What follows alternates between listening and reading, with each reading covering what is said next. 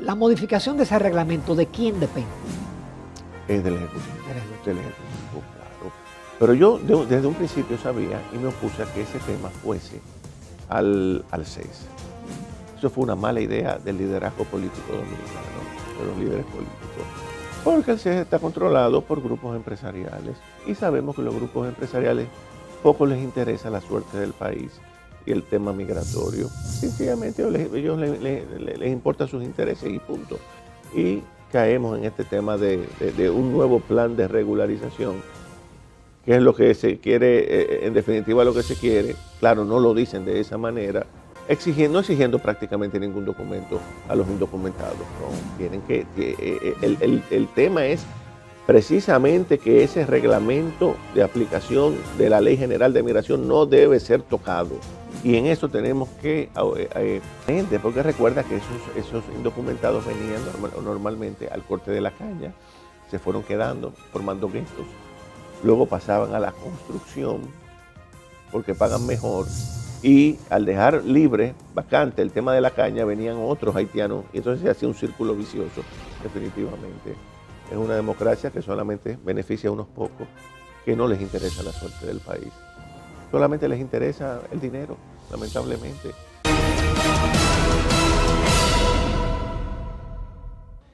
En Propuesta Semanal es muy grato recibir a un profesional de la ciencia jurídica, muy preparado, con unas dotes de aporte al país, fue miembro del Tribunal Constitucional, tiene una genética de honestidad, de trabajo, de servicio al país, y es de los dominicanos preocupados por el futuro, por nuestra soberanía, por la supervivencia de nuestra costumbre. Jotin Curi. Muchas gracias, Ramón. Muy contento de estar aquí nuevamente en tu visto programa. Siempre que vengo, mucha gente me comenta. Es muy grato. Gracias. Especialmente en momentos hay coyunturas interesantes y especiales. Pero primero vienen las 2 tacitas de aroma, sabor y calidad del café Santo Domingo, que nos brinda Kenia e Industrias Vanilejas. Gracias, Kenia. Salud. Salud. Y justamente yo te he invitado, Jotin, porque, bueno, el martes ya se publicó los resultados de las mesas temáticas del Consejo Económico y Social. Uno lo lee, lo que no somos abogados, parece una poesía llena de buenas intenciones, de recomendaciones, de cosas que lo dice la ley o que se están haciendo o ya se han hecho. Ya tú como abogado, que te lees eso rápidamente, descubre los macos, ¿qué cosas tú has podido detectar en el informe o en las propuestas? Ciertamente, sí. Como tú dices, Ramón, uno lo lee, comienza muy bien el informe, señalando que todo debe resolverse dentro del marco de la ley, pero cuando tú llegas a la página 34 del informe, te das cuenta que se propone modificar el reglamento de aplicación de la Ley General de Migración por ser muy rígido. Eso es lo que dice el informe, y que tiene que compaginarse con la política laboral. Y cuando uno busca el reglamento lo único que exige es que los haitianos presenten acta de nacimiento, pasaporte y acta de no antecedentes penales. Si el informe del CES llama a eso rígido, que se exijan ese mínimo de documentos, obviamente que de una manera muy tenue, muy diplomática, lo que está sugiriendo es que no se exija prácticamente nada. Y eso no es posible, eso no es posible. Ahí es donde está la sutileza del informe a fin de que seamos más flexibles, que no podemos ser más flexibles. La política es no tocar el reglamento de aplicación de la Ley General de Migración, no tocarlo. Todo lo contrario a lo que propone el CES. Porque sería entonces darle rienda suelta a todo el que quiera venir sin decirle prácticamente nada. Pero lo dicen de una manera muy diplomática que ya casi, eso sería la gente no lo advierte. Eso sería casi un plan de regularización. No, casi un plan de regularización, correcto. Yo no leí el documento completo, leí la parte laboral, pero lógico, yo no soy abogado. Claro. A mí se me pasa una cosa así, pero tú como abogado te das cuenta que ahí hay una... Obviamente, porque no lo dicen de manera específica, sino lo dejan caer. De manera, rigideces. Rigideces. Pero ¿cuál rigidez, por Dios? Si el reglamento lo único que exige es que tengan un mínimo de documentación, su acta de nacimiento, su pasaporte y un acta de no antecedentes penales. Entonces, ¿qué quiere el CES? Que no se le exija nada. Y llama eso rigidez. Que sea entonces, obviamente, ilegal y anónimo. Exactamente. Prácticamente como un plan son, de regulación. como son ahora. Pero nada, a mí nada de eso me extraña, Ramón. Para el gran público, la modificación de ese reglamento, ¿de quién depende? Es del Ejecutivo. Del Ejecutivo, claro. Pero yo desde un principio sabía y me opuse a que ese tema fuese al CES. Eso fue una mala idea del liderazgo político dominicano, de los líderes políticos. Porque el CES está controlado por grupos empresariales y sabemos que los grupos empresariales poco les interesa la suerte del país y el tema migratorio. Sencillamente ellos les importan sus intereses y punto. Entonces, ese es un tema que socava mucho nuestra democracia. Cuando las fuerzas irracionales del egoísmo hacen actos de presencia de manera tan patente como sucede entre nosotros, se pervierte la democracia. Eso es lo que sucede. Entonces, nadie piensa en el bien común. Cada quien lo que quiere es obtener ventajas de la situación y caemos en este tema de un nuevo plan de regularización, que es lo que se quiere, en definitiva lo que se quiere. Claro, no lo dicen de esa manera, no exigiendo prácticamente ningún documento a los indocumentados. No, tienen que, el tema es precisamente que ese reglamento de aplicación de la Ley General de Migración no debe ser tocado. Y en eso tenemos que aunar esfuerzos todos los dominicanos, porque es que el tema de la política migratoria no tiene que debatirse en el CES. Eso es un tema de política de Estado, punto. Eso no es para trivializarlo en discusiones con empresarios, no. Es una política del Estado dominicano que tiene que asumir con responsabilidad, que es lo que no se ha hecho, porque, y en definitiva, todo el pueblo dominicano, el 90% más de los dominicanos, quiere que exista una política firme con el tema migratorio, pero no, lo que se quiere es, nadie le quiere enfrentar el problema, vamos a tirar eso en el CES, y los políticos en definitiva le salen huyendo al tema. Ese es un misterio que... Ahí hubo consenso, yo. Ahí hubo consenso, vamos a tirar eso en el CES, porque nadie quiere, vamos a decir, darle el frente a la situación por el costo político que tiene. Pero desafortunadamente ya el problema haitiano hay que enfrentarlo independientemente de costo político, costo económico y lo que sea, porque se ha desbordado.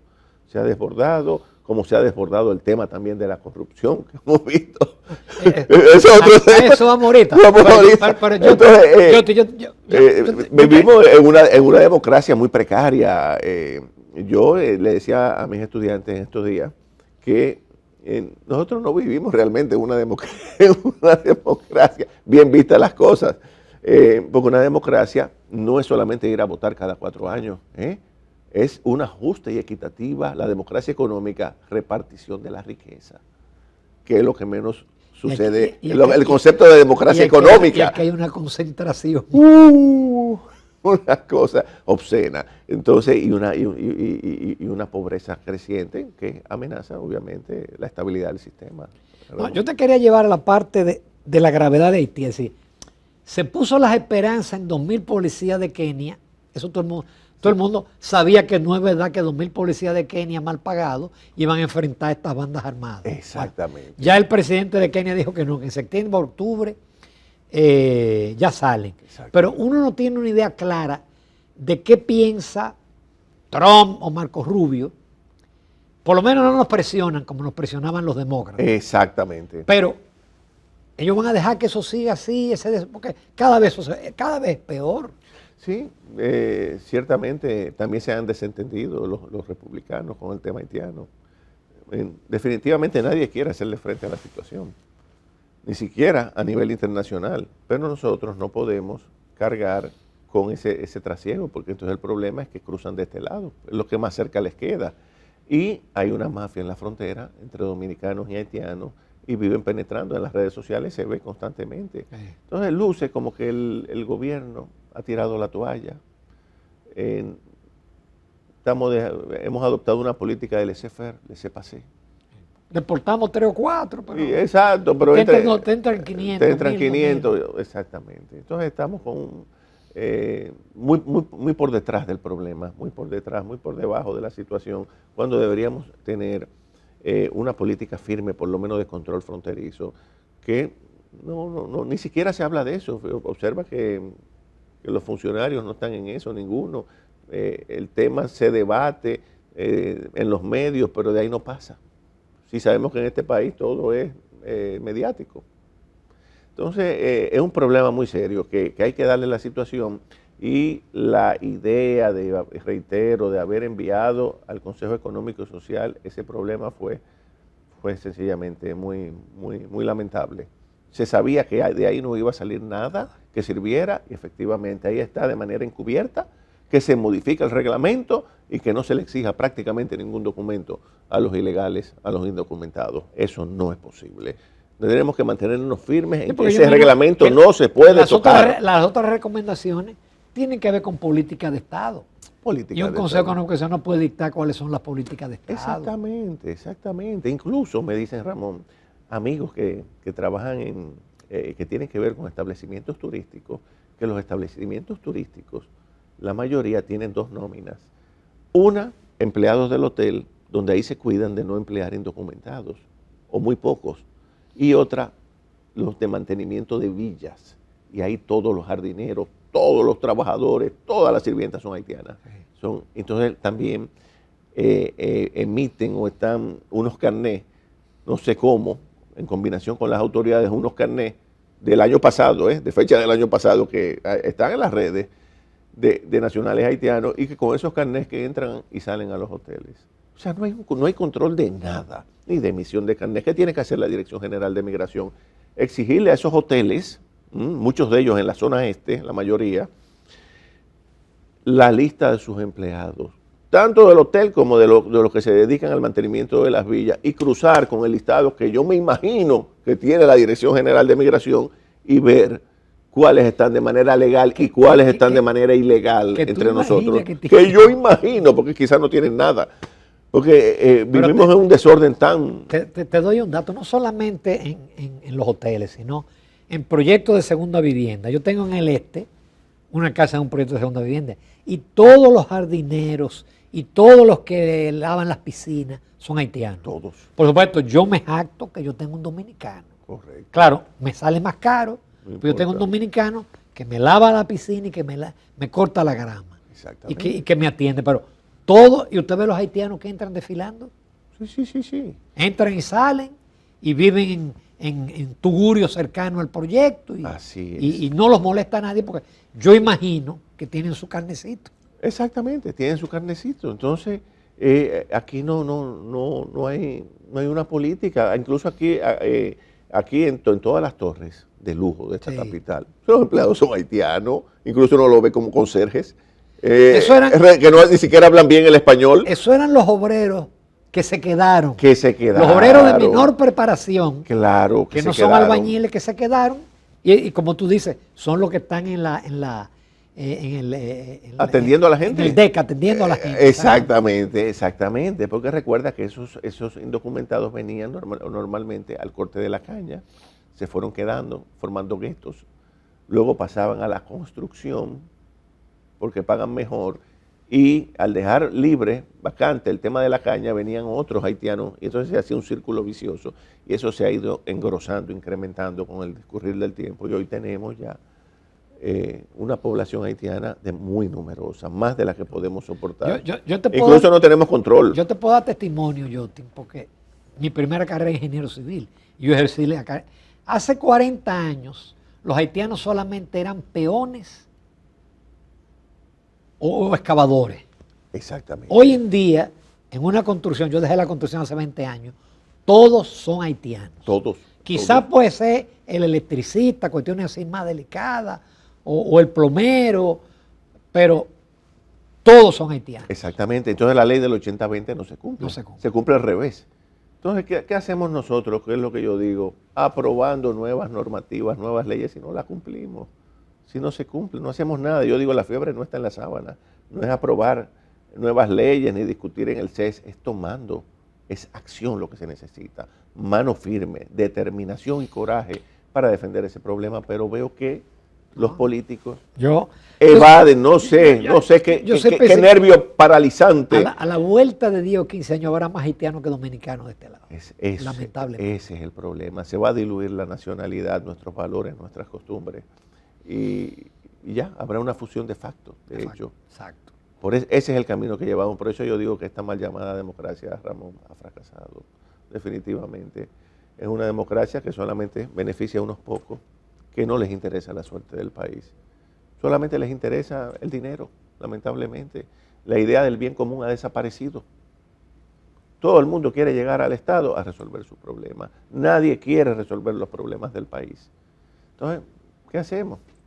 Una situación muy difícil por la que atraviesa el país. Entonces, los problemas se siguen acentuando, agravando. Se debaten, pero no se toman acción. Entre el dicho y el hecho hay mucho trecho, como dice el refrán. Y en definitiva ya el pueblo se va cansando y por eso no debemos extrañarnos de que en cualquier momento se produzcan pobladas y situaciones incontrolables. O que venga un Mesías, un Salvador. O que venga un Salvador. Así es. Con tu permiso, Jotin, interesantísimo, pero hay otros temas, aparte del tema de Haití, y tú diste la pauta cuando hablaste de la corrupción. Volvemos en unos minutos con el doctor Jotin Curi. Sí. Continuamos con el doctor Jotin Curi, ex miembro del Tribunal Constitucional. Abordamos la parte de Haití. Pero hay otros temas de interés. Y hay uno que ha sido debate y que no escapa a un constitucionalista. Es el tema del nuevo Código Penal. Se aprobó, hay gente que todavía está haciendo bembita, porque no se incluyó lo de las causales, pero parece que hay algunos puntos que chocan con la Constitución de la República y que tienen que ser mejorados antes de un año, si no. Sí, mira. ¿Cuál es tu opinión con el tema? Mira, el código tiene aspectos positivos y otros negativos. De los aspectos positivos, tiene nuevos tipos penales como el sicariato, las estafas piramidales, que no lo teníamos, la corrupción ya está tipificada, tiene un incremento de las penas, que eso está demostrado científicamente que incrementar las penas per se no reduce la criminalidad. Pero bueno, se le da muy poco margen a los jueces para las circunstancias atenuantes, es decir, penas fijas. Eso no es saludable tampoco. Pero, ¿qué me preocupa? El tema de amenazas, por ejemplo, por señas. Ya, una seña, por ejemplo, yo le hago así a una persona, o así, ya me puede someter a la justicia. Sí, una simple. Es decir, que tú ves un corrupto y tú haces así. Y tú haces así. Ese corrupto te puede someter. Te puede someter a la justicia. O haces así o cualquier otro gesto. Digo, pero bueno, eso no es suficiente. Otro tema que me preocupa es la violación entre esposos, que lo consigna. Cuando nosotros estudiamos derecho penal, yo recuerdo en la universidad se nos enseñó que no hay violación entre esposos, no hay robo entre padres e hijos, ni entre cónyuges. O sea, si mi esposa me roba, no es robo. Si yo le robo, no, porque es lo mismo. O sea, hay una comunidad. Hay una comunidad. Ahora hemos introducido un elemento de perturbación en la familia dominicana. Que, perdón, porque entre marido y mujer hay una obligación de cohabitación. Se burlaron de la diputada. Ella lo que quizás no lo supo expresar, la diputada que habló. Se burló, pero dijo la verdad. Dijo la verdad. Porque entre marido y mujer hay una obligación de cohabitación, no puede haber violación per se. Entonces, ahora cada vez que se produzcan discusiones entre convivientes o entre esposos, ya basta con que la mujer diga, él me violó, ejerció sobre mí coacción física o psicológica. Y ya va preso. Y ya va preso. Y si a eso le sumamos este tema de la ley de violencia de género, que se ha prestado a tantos abusos entre nosotros, donde sin investigar, incluso hasta por hablarle mal, o si uno se exalta con la mujer, ya eso se interpreta como violencia psicológica. Hay muchísima gente presa que tiene 6 meses, 1 año de prisión por temas de desavenencias conyugales. Eso no es posible, Ramón. Eso es introducir un elemento de división en la familia dominicana. Entonces, todo esto tiene que revisarse. Lo que sucede es que, otro tema, la responsabilidad penal de las personas morales está en el nuevo código. Porque recuerda que anteriormente, en el viejo, muchas personas emitían cheques sin fondo a nombre de compañías, y cuando uno iba a someterlos a la justicia, decían, no, espérate, no fui yo, es la compañía, es la compañía. Entonces se escudaban en las sociedades comerciales para hacer muchas fechorías. Te pongo ese ejemplo. Entonces ya la jurisprudencia francesa y incluso la nueva ley de sociedades que tenemos ya establecen la responsabilidad de los gerentes en caso de fraudes cometidos por la empresa. O sea, ya el gerente es responsable. Ya el nuevo Código Penal también establece, y eso es positivo, la responsabilidad penal de los gerentes o administradores de las empresas por los fraudes que ésta cometa. Y una serie de aspectos ¿verdad?, que no vamos a ahondar. Está el tema del ciberbullying, los delitos tecnológicos, los delitos económicos están previstos en el nuevo Código Penal, lo cual es positivo, pero hay que hacer muchos ajustes. Para eso se dio un año. ¿Y tú crees que nuestro Congreso, que tiende a ser tan lento, va a hacer esas correcciones en el plazo de un año? Yo creo Porque se que supone no. que en ese año ustedes los abogados tienen que aprenderse de memoria el Código Penal. Exactamente. Y los jueces, y los fiscales. Y es un código que se aparta bastante de nuestra cultura jurídica, porque hemos ido abandonando la tradición jurídica francesa para adoptar códigos iberoamericanos, como sucede con el Código Procesal Penal. Y a eso quería explicarte. El Código Procesal Penal prevé, con ese tema del criterio de oportunidad, que se llegue a acuerdos, como en los Estados Unidos, con los que cometen actos de corrupción. Lo que sucedió ahora con el caso Máximo Montilla. Bien. ¿Qué pasa? Que en un país como el nuestro, ese tipo de medidas, de que se puede llegar a acuerdos con el Ministerio Público devolviendo una parte de lo sustraído y colaborando con la justicia, eso hace más mal que bien, Ramón. ¿Por qué? Porque en el fondo estimula la corrupción. Sí. La estimula. Fíjate, yo en un tuit, en mi cuenta de Twitter lo había señalado, que eso era un mal ejemplo, que eso lejos de disuadir. Sí, porque él queda bien y los que colaboraron en la corrupción son los que van a pagar. Exactamente. Si acaso. Exacto. Porque ¿cuál es el metamensaje de ese tipo de acuerdos? Bueno, si usted va al Estado, el delito no es robar, no, es robar poco. Ese es el delito. Si usted va, robe, pero robe mucho. Todo lo que usted pueda. Ese es el mensaje. Entonces eso lo que hace es que detona la corrupción. Fíjate tú que pocos días después, este escándalo de Senasa. Una cosa que no se sabe por dónde va ese tema. Ahí se dice cualquier número de cifras. Cualquier número. Cifra. Uno habla de 20.000, de 40.000 millones. El tema está en la Procuraduría y no se sabe lo que ha pasado. Y eso va a seguir repitiéndose, Ramón, en lo sucesivo. Porque reitero, el metamensaje con ese nuevo Código Procesal Penal, que reitero, que el que adoptamos anteriormente, ese tipo de acuerdos es válido. Y ahora vamos a ver muchos casos de corrupción. Pero antes de meternos, porque yo en estos días leí que el Tribunal Constitucional había declarado inconstitucional una serie de artículos del Código Procesal Penal. Sí. Y que si eso no se modifica, entonces habría prácticamente que caer en el del 2002. Exactamente. Fíjate, el Tribunal Constitucional ha declarado la inconstitucionalidad no solamente de muchísimos artículos del Código Procesal Penal, que va a generar un vacío, porque como tú bien señalaste, el legislador probablemente no tenga listo esas modificaciones en el periodo concedido, el plazo acordado por el tribunal. Entonces se están acumulando un montón de trabajo de producto de sentencias del tribunal declarando inconstitucional normas que el legislador no va a estar al día. Se va a producir un vacío legislativo importante y podemos caer en el caos. Entonces, es un tema muy serio, porque el legislador nuestro no va a tono ni con las modificaciones tecnológicas, ni con los avances naturales que produce el discurrir del tiempo en cualquier sociedad, y por el contrario está acumulando mucho trabajo, porque el tribunal ha declarado la inconstitucionalidad de muchísimas normas, como por ejemplo la ley del DNI, para citarte uno así que me viene a la memoria, y muchas más.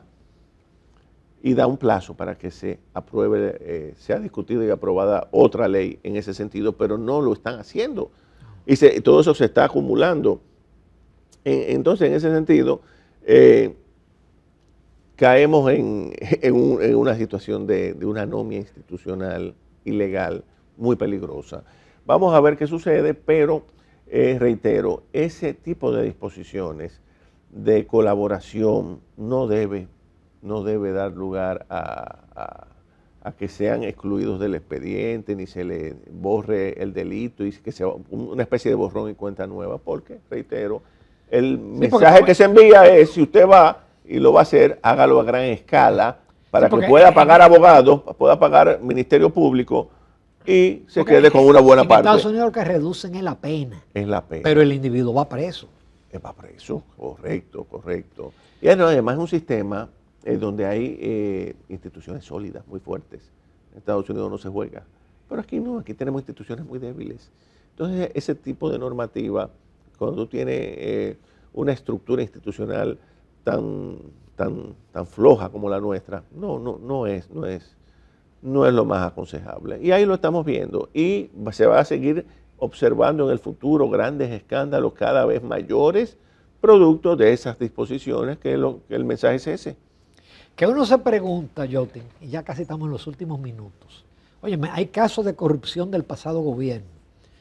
Uno se imaginaba que con la prédica del presidente y con esos casos, y ya de que con un Ministerio Público Independiente no se iban a dar casos de mega corrupción, pero parece que sí. Sí. Entonces, ¿cuál es el problema? ¿No hay controles? ¿O ya ha hecho metástasis la corrupción? Sí, ha hecho metástasis, definitivamente. Y ya algunos sociólogos, yo los he visto ya expresar que el dominicano, en sentido general, parece que le gusta la corrupción. Sí, es una realidad. Parece que le gusta. Y eso se ha convertido ya en parte de nuestra cultura y la gente lo ve como normal, que es lo peor. E incluso ve ve extraño aquel que va al Estado y no incurre en actos, lo ve como una persona extraña. O sea, ya se ha convertido incluso, fíjate que no hay ni siquiera sanción social para los corruptos, nada. Corrupto llega a un restaurante y todo el mundo se para a saludar. Se paran a saludar. Yo lo he visto. Sí, es la verdad. Incluso lo saludan con más efusividad que a una persona honesta. Entonces, tenemos un problema social y producto, además de la impunidad también. ¿Cuántos presos por corrupción hay? No hay. ¿Y cuántos miles de millones se van por el tubo de la corrupción cada año? Cada vez más. Entonces, eso significa menos escuelas, menos hospitales, mayor endeudamiento externo, mayor miseria, más problemas sociales.